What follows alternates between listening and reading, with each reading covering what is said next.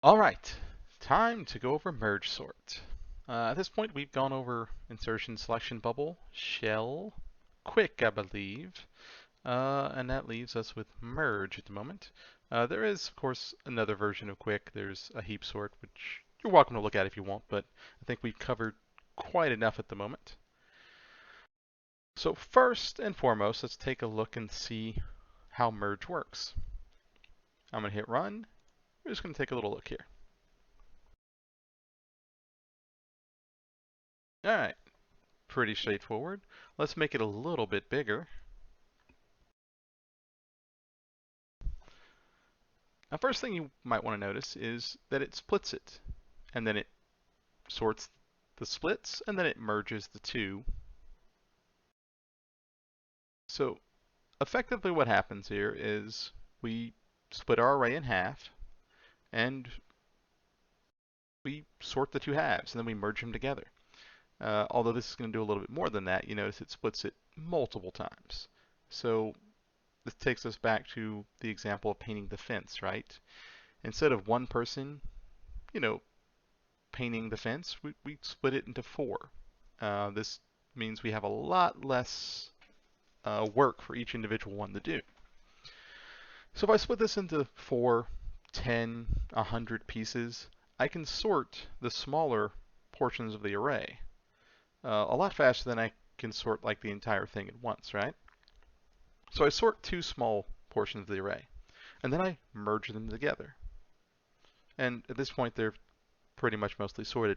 On the merge, we make sure they are. And then we keep doing this until we basically can't split them anymore. So this is incredibly fast, as you can see. Boom, boom, and then we do the other half. And the nice thing about this is it doesn't matter. It's a lot more stable than the other one, if you notice. It doesn't matter whether it's, you know, unique, backwards, or whatever. Quicksort, on the other hand, depending on what pivot value it picks, it could be really swift or it could be really terrible. And this is where that few unique rather sucks for quicksort. You'll see our big O notation for this is n log n, or depending on how you're doing it. So this is actually one of those faster sorts. Now, let's take a look at the code and how this works, now that we know a little bit about how it works physically. So in the same program, I'm just going to put this right under quicksort. We're going to need a couple of little items here. First one would be a numbers array, which is actually going to be, where I'm going to put my array. I'm just going to use this name here. Helper is going to be a little helper for when I'm splitting things up. And then we're going to use number in one or two places. But we'll get to that here in a minute. So let's zoom in. So this has three parts, much like quicksort. We have your entry point, basically. This method sets the values and then actually gets into the merge sort. So this is kind of our setup. We call this first msort, give it the values. I move some values over, get the length, put that in a number, and then I also create a helper array the same size. And then I just call merge sort. And we have a low and a high, kind of similar to how we had in quicksort. So 0 to, if it's 10, in size, it would be 0 to 9. If it's a million, it would be 999,999, that sort of thing. So let's take a quick gander here at merge sort, which is not as long as a merge, but you'll see why here in a minute. Much like our quicksort, you'll see there's a bit of math and stuff going on here. We do a little bit of splitting. This is us physically splitting the array in half, basically. And then we call merge sort again on the top half and the bottom half. And we basically just keep doing this until we can't split them anymore. So we merge, split, merge sort, split, and we're just going to split them several times. Now at the end, finally, when we can't split them any longer, meaning when it's going to say, well, we're going to run this. When we can't split them any longer, then we will go to merge. We have a low, the middle number, and the high. So this is fairly simple, right? As you can see, we're going to sort the left side, we're going to sort the right side. And this actually just splits the left side up further, splits the right side up further. And this is actually going to be what combines our arrays. So as you can see, merge is quite a bit longer. I pop it open. Now, we're going to copy both parts of the array into our helper array. First off, just copy the numbers over. So this array, we can do whatever we want to, and it doesn't affect our other array. We set a couple of numbers, the low point, the middle, and then we copy the smallest values from either the left or the right back to the original. So I start moving some values over. And that's what most of this is doing here. We're just moving stuff back and forth. Now, once we've done that, we copy the rest of the left side into our actual array. So the helper is really just to hold and kind of move some things around, and then we move it back once we're done with it. Once we get to the end of this, we pretty much sorted everything back the way it is. If you want to kind of walk through it, make a small array of size, let's say 10, you can actually walk through some of this and kind of see how those numbers go. You can also add some print statements after every little move so you can kind of visually see it if you wanted to. A little beyond what we're going to do here, but it would be a little easier to visualize it if you did do a couple of print statements here and there. You know, this number's going into here, this number's going into here. Just simple print statements just to watch it.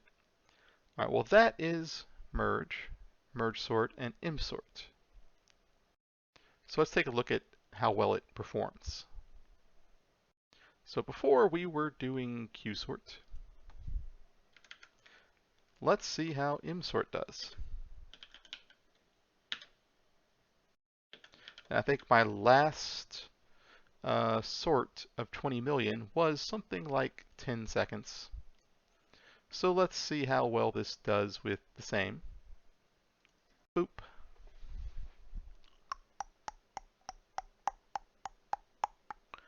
It said 10 seconds last time, so let's see how it compares. Oh, I do believe quicksort's going to win out. Actually, this is 200 million, I think. Yep, 200 million. Oh, there we go, 16 seconds. So it was decent amount slower, honestly. But I mean, 6 seconds. But 6 seconds is a lot of time in computer time. Now there may be, as you noticed, quicksort was faster, but if we actually look at the actual algorithm, merge sort actually ended up being slightly better for all cases, right? Like even for the unique ones. The unique ones, quicksort had some issues. Merge sort didn't as much. Now there is a variation of quicksort. There's actually a couple of variations, pretty much everything. But there are other variations that are a little bit faster that optimize certain things. But the one we've got is clearly doesn't perform as well, but I guarantee you there will be certain cases where it does. Sometimes when you're picking like algorithms or doing something on a computer, you know, a certain method of doing things might be faster.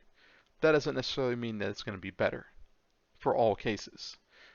Nothing's worse than hitting that worst case a couple of times in a row and then just causing a massive lag spike. Whereas, you know, going something that doesn't have that lag spike might be a little slower individually, but it might not be noticeable that much. We're talking milliseconds or something like that. It's not that big of a deal, especially if that I would say that worst case can be like, 5 or 10 times that. But this right here, and let's just drop it down to 20 million. I believe that was like a second or two, maybe, for a quick sort, and it's 1.5 seconds here.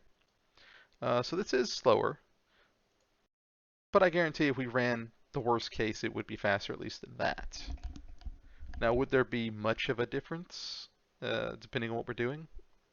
Probably not for most of our programs. It's not often that you end up sorting hundreds of millions of items, but I mean, it's not impossible either. And of course, again, Java's got its own built-in version of this that I could use. And it runs at half the time. And if I add that extra 0, let's see, it was 10 seconds, 15 seconds or so, and the built-in optimized sort. And actually, from what I was reading, I believe, oh, there we go, 7 seconds. It's better than both. So this is one of those cases where you've got something built in, use it. Well, there's no need to build your own system when there's something already there that works. Of course, sometimes you don't have a choice. The built-in versions don't do what you specifically want to do. Could be any number of reasons why you'd want to actually make your own item or make your own things. Maybe you have like a custom list that has to deal with all sorts of stuff that none of the sorts can. It just depends. But this hopefully should give you a good overview of all the different sorting algorithms. We kind of see how they all work, how they all function, why some of them are slower and faster than others. And one good reason here, if you were to do a print statement in, let's say, bubble sort, you'll note, every time a swap happens. If you were just count up how many swaps happen, even on a, let's say a couple of thousand, 10,000 array, it could be hundreds of thousands of swaps back and forth.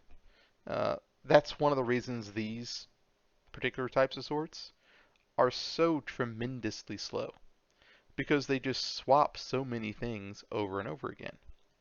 If you go to Insertion Sort, we take a quick look, you'll see comparisons, n squared.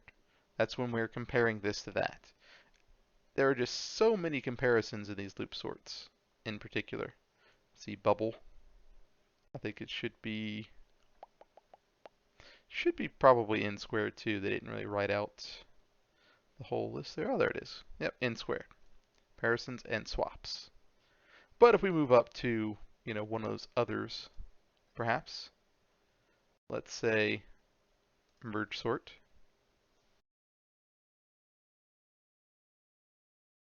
we got, significantly better times. Log n is better than n. N log n is better than that. And then, of course, n squared, and that's about as bad as you can get. Exponential n to the n. There are several other things that would be bad. Now, note that a lot of these loop sorts, we could run, I don't know, maybe 1,000,000 or 10 million maybe before it really becomes annoying, to have to sit here and wait for them to sort. But these larger sorts, the merge sort, the, there we go, M sort, or any of these other things, can sort millions of things with ease, like,